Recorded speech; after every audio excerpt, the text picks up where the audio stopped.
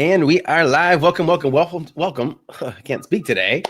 On episode 22. Is that what we said? Episode 22? Episode 22 of Sales Team Rescue. I am your host, Jeremy DeMerchant, and today we have got another special guest.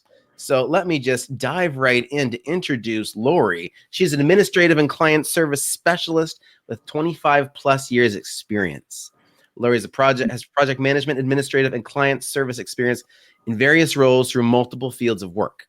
Now, she founded her company 2 years ago and has been successful in supporting many entrepreneurs in growing their businesses. She's energized by seeing her clients succeed and enjoys the unique relationships of being, wait for it, a virtual assistant. She prides herself on being a forever student because of her love of learning. She maintains an active lifestyle and strongly believes in proper work-life balance. And she's a proud mother to an amazing, bright, and feisty 9-year-old girl, Casey. She enjoys all things geek and is known in her inner circle for her poor puns and mom jokes. Guys, please join me in welcoming Laurie Miggins to the show. Laurie, welcome. Thank you for being here. Thank you so much for having me today. Now, Laurie is one of my virtual assistants, and I don't even like to call her that because it doesn't feel right. But she is a major member of my team, and she makes my life easier. And part of her role with me is she virtually pokes me and says, hey, get it done, get it done, get it done. And so today, I wanted to bring Laurie on because I know in the world of sales, whether it's sales teams or sales reps, one thing that we kind of dug into last week was shifting from being a sales rep or having a sales rep who is in the mindset of just being that, a sales rep, and shifting to someone who is in the quote unquote business of sales. And the biggest difference is that someone who is a sales rep or in the sales rep mindset is someone who is just looking at the next call. Next call's coming. How am I going to close it? Next thing's popping up in my schedule, or I got to go find a new lead. Where somebody in the business of sales is focusing on how do I generate revenue? And they've got a good balance of big picture and small picture. I feel like small picture is not the right phrase. More focus, zoomed in, 10,000 foot view, and macro and micro. Let's just do that. All right. Drill down. There we go. See, she makes me sound smarter too. Drill down. So part of being able to look at the business of sales or a sales process as a whole is about knowing what you're good at and knowing what to do with the things that you're not. And today I want to, I hate to use the phrase, but pick Laurie's brain a little bit because I feel like having sales professionals with virtual assistants is something that is not commonplace, but really should be. So Laurie, before we get into that, I know we had a really solid intro there, but tell us a little bit about how you got to where you're at. Sure. So I have always been, sound like I aged myself a little bit with the 25 years plus, but I've always been in more of a coordination or administration role for any position that I've worked at in client service. Obviously, when I first started out, I went in through a couple of call centers and I went to like a manager position in those roles. And then I went on to a bunch of contracts, either with the government or with different private or like IT companies like TELUS. And and then I went on to some hospitals and like medical offices. And through all those experiences, I gained different skill sets and work experience. But I kind of had fallen into the virtual administration world when I just worked on the side for one of my friends, and it was more of a side gig that I had gotten. I gained some income, and when my position ended with the gym that I was coordinating for, I just decided to go for it.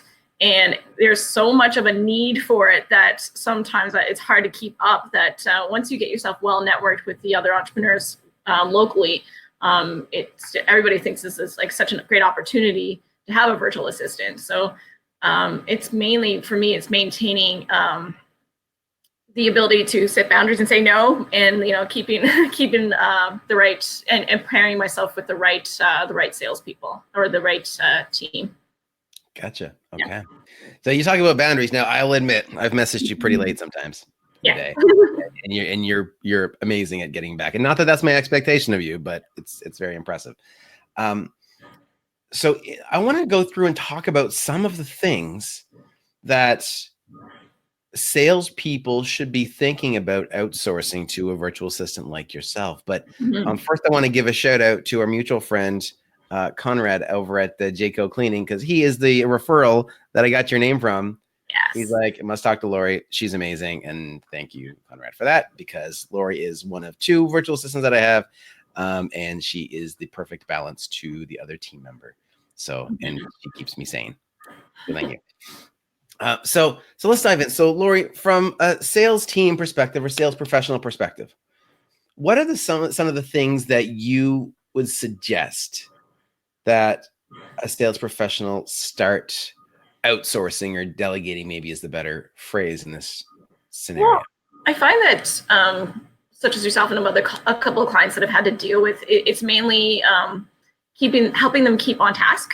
So learning how to work with their calendars and their schedules, and basically schedule management, task management, and helping them organize themselves to be the most efficient that they can be throughout the day, as well as anything beyond. When I find that a lot of the sales teams that I have been worked on, they get tied up in the ongoing communication with the client, where if they made the big sale, and then there's these little details afterwards that they need to tie up, and they're trying to deal with 10 to 15 clients at one time, or sales at one time, that the little detailed email communication can be dealt with through myself or somebody else as a VA.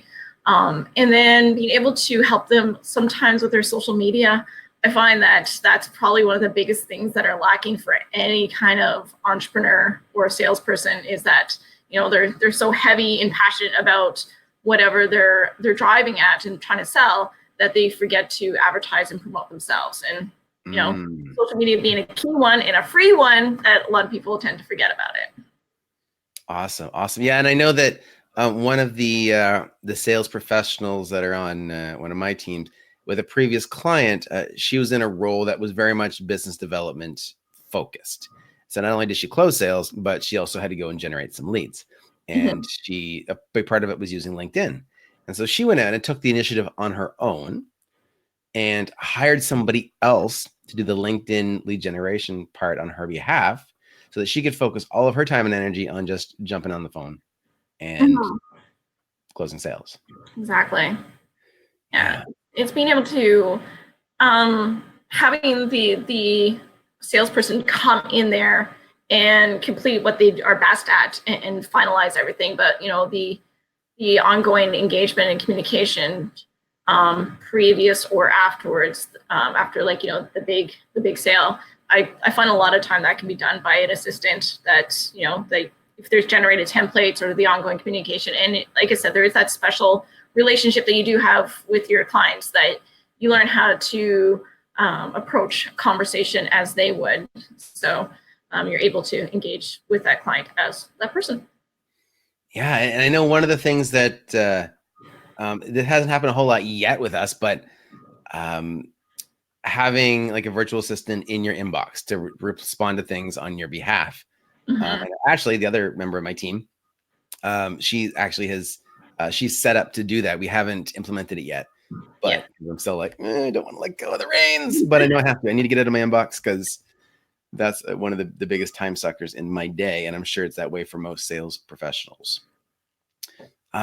Another part of this is that, as a general rule, salespeople have a very enthusiastic personality that sometimes can go along with, we'll call it squirrel syndrome. And so for me, I mean, entrepreneurs especially, but sales professionals are very often in a similar boat. And so one of the ways that I leverage your skills is, if I've got something coming in that's a task, I will send it to you and say, hey, can you make sure this is on my task list for whenever makes sense? And even just yesterday, I was invited to do a podcast, and I copied you on the response so that you had all the information, because we keep a lot of things in our head. And I'm horrible. I had somebody ask me about something that happened 2 weeks ago, and I had no recollection that it even happened. Mhm. because I've just got so much stuff crammed in here, and I often overlook important things, or I just miss them, or my email wasn't sorted properly from my end, or something.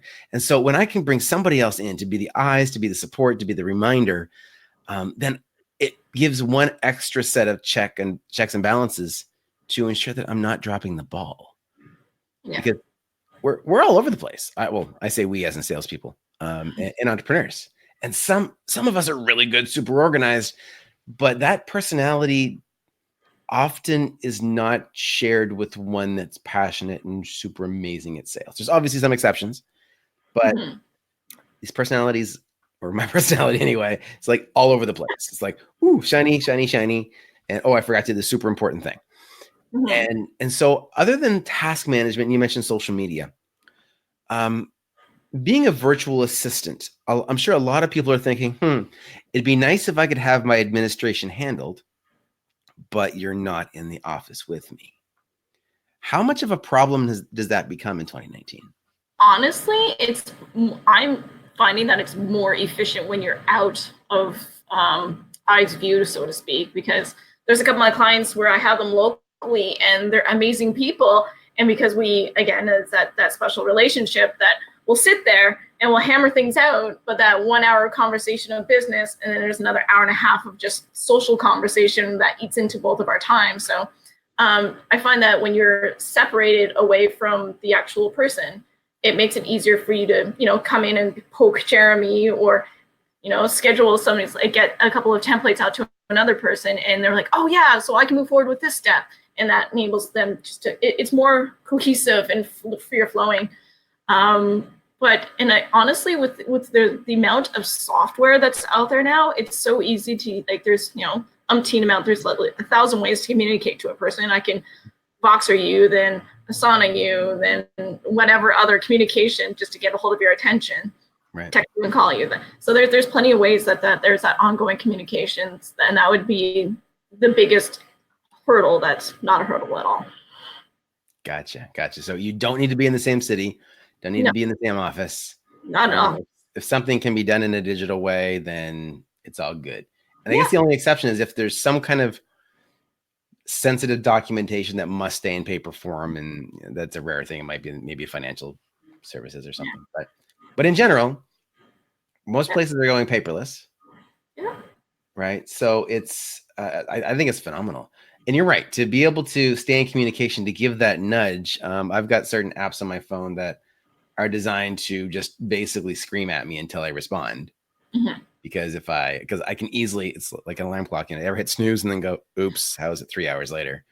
I don't want to do that with notifications for certain apps where are the ones that are my primary communication tools. So as we work together, we've already come a long way, and it hasn't really been that long, but we're getting into a bit of a cadence of how the processes and flows can go. But one of the biggest challenges I had was identifying what to give up and how to let go emotionally.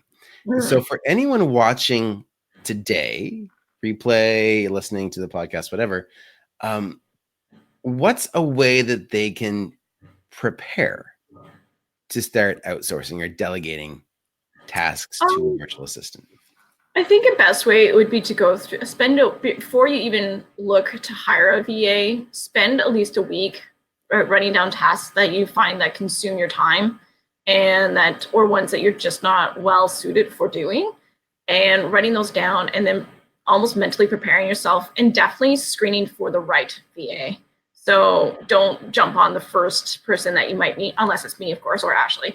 But but finding the right person, because there could be, somebody that's geared towards real estate that might be the better opportunity than myself, who I've had like minimal real estate experience. So finding the right VA with the right skill sets is definitely another thing you need to do.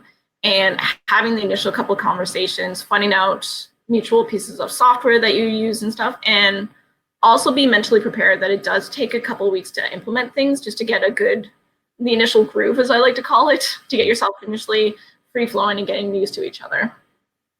Gotcha. Yeah, I know for me, in the past,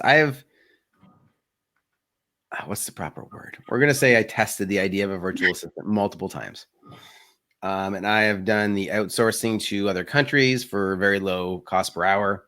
Mhm. And I've had people say, I've never done this before, but I really want to. Can I work for you for free for a month to prove myself? And at the time, my thought was, if I'm paying $3.50 an hour or nothing for the first month, how can I go wrong? I will tell you, lovely listeners and viewers, you can absolutely go wrong if your communication isn't on point. And I want to be sensitive here because one of my previous VAs very well may be watching this. We need to own our communication as well as business owners, as salespeople. And so if you cannot effectively communicate the tasks, the objectives of what you want done, and then you just send it off to be taken care of, and much like as salespeople, we feel sometimes from business owners, they want to bring the salesperson in to save the day, right? Put on the superhero cape and swoop in and save the day. Well, we can't have that same approach. Well, I mean, we don't like it when it's done to us. So we can't have that same approach for a virtual assistant. This is a communication. This is a lot of conversation to be really clear on what the point is. And so I was just reading through Tim Ferriss's 4-Hour Work Week, probably for the third or fourth time. And he gives some great tips in there about how to be clear on the objectives, how to set boundaries, things like focus on this and give me an update 2 hours in. And that's especially if you're going to outsource stuff to foreign countries, because there's such a variety of skill sets, of focus, of strengths. And I found that in a lot of cases, part of it was my communication, like I said, but in my experience for the lower priced virtual assistants, I spent so much more time fixing the things that weren't done correctly that it wasn't worth it for me. And so now, and in general, if you hire a VA, like Laurie and Ashley as well, are both Canadian. And so if we're comparing dollars to dollars, you versus somebody in, let's say, the Philippines, you're going to appear to be more expensive. I will tell you, worth every single dollar. And one of the key pieces about virtual assistants, guys, is they start the clock when they're working for you and they stop it when they're not. This isn't like, so, and to give you an example, when I first started working with Ashley, I was like, okay, Ashley schedules the show each week. So I was like, okay, this is how you do it. This is step-by-step. I made a video walkthrough. And then she did it and she goes, hey, this only takes me like 5 minutes or 15 minutes or whatever. Like the whole process end to end to schedule a guest. I'm like, oh, much faster than me. And then when she submitted the invoice, it was like, I only owe you for a half an hour or so. Like it was like nothing. Like I couldn't believe it. And even the same way with you, right? We get your first invoice and I'm like, okay, I should find some more things for you to do then, because it was like, I don't know, an hour and a half, 2 hours, something like that. I don't know if you remember, but yeah, like 2 hours. So there's lots more that we can have you do. So I think that it's really important for you guys watching to, I mean, you can go for someone that's, more quote unquote cost effective, as long as you're really, really good at vetting. Both Ashley and Laurie came to me through referrals. They're both in Ottawa. So it was local people that had met them both in person. I've actually never had a conversation in person with Laurie, even to date. We'll fix that very soon. But I met Ashley first in person. So there's some advantages to that, and absolutely worth the investments to for people that are going to be more invested in your business. I think there's other tasks that I'd be comfortable tasking out at $4 or $5 an hour to somebody somewhere, depending on what they are, and with very clear boundaries. But if your capacity right now is for one virtual assistant, I would strongly encourage you to first of all ask people in your network who's great. I will tell you Laurie's awesome, as is Ashley. Yes, she's awesome. Yeah. and they support each other. It's awesome.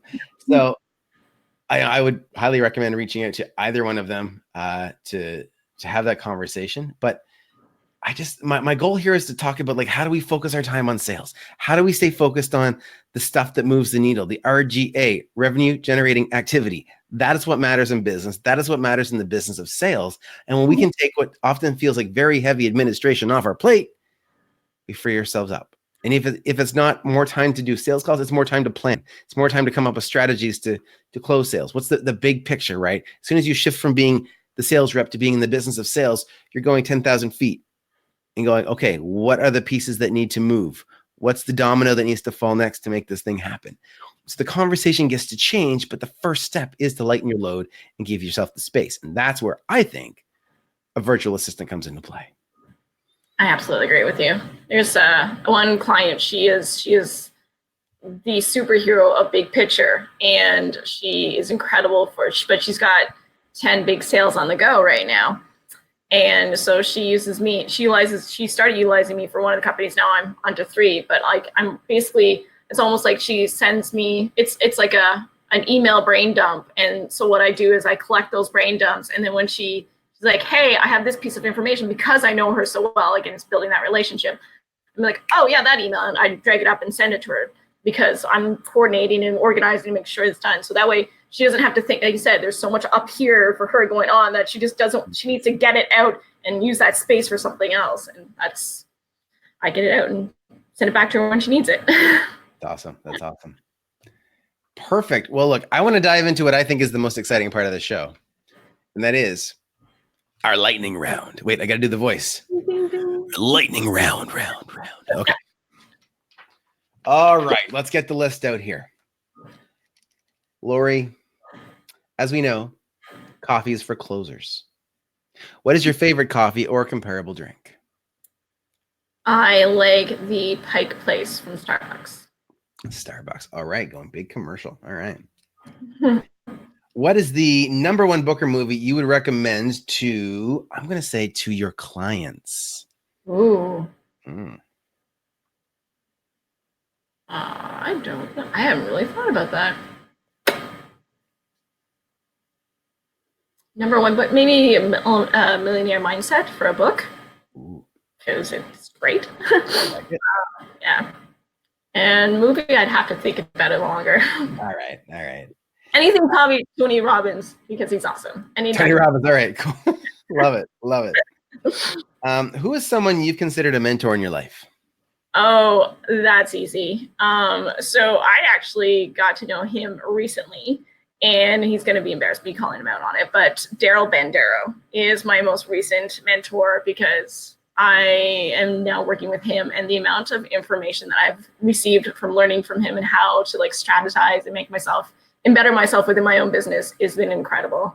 I don't even think he knows how much he's been an influence on me. So definitely Daryl. He's local. He's awesome. He's wonderful. Yeah. Awesome. And now, what is the strangest thing that you do in your daily routine to keep you on your game? I take breaks to exercise. So I'll do every 45 minutes or so, I'll get up and stretch or move. And sometimes I'll get on my Bosu ball just to do some sit-ups or some push-ups or something, just to get my brain pumped again. Yeah. Awesome. That space. You mentioned the work-life balance. Yeah. I found that it was hard for me to stay physically active when I was working from home. So I bought a stationary bike. We took the handles off of it, and my desk or my table's high enough that I'll set up my computer and then I'll type away while I'm biking, even to just keep myself energized. So maybe that's it. Maybe it's just getting a little bit of an exercise nerd that keeps me going. I like it. So it's like a makeshift bicycle desk? Yeah, basically. Yeah. A lot cheaper than it's the cost efficient version of it. There you go. I love it. All right, Laurie, how can our viewers and listeners learn more about you? I have a website called virtualexcellence.biz that all my services are up there, my contact information, and just a little bit more about my bio, my experience in my past. And I also have a Facebook page under Virtual Excellence as well. Yeah. Awesome. Well, Laurie, thank you so much for being here on Sales Team Rescue. I truly hope you guys watching and listening that you will take this conversation to heart, because we have a tendency to try to be everything to everyone. And especially when we're trying to, push business forward and influence people in buying. And there's all these moving pieces that have to come together as like pieces of a puzzle for it to work well. But often we spend so much time over there that we take away from our ability, or we create roadblocks for ourselves to be able to create that revenue generating activity like we need to because those other pieces are so important. So when you have the opportunity to delegate those pieces to someone you trust, someone that specializes in it, and someone that's on your team, it opens up a world of opportunities. Mm-hmm. So, Laurie, thank you so much for being here. I appreciate it. And guys, remember, go to salesteamrescue.com for this replay and previous episodes. And remember, get uncomfortable, get results. We will see you next Wednesday, 2 p.m. Eastern. Cheers, guys.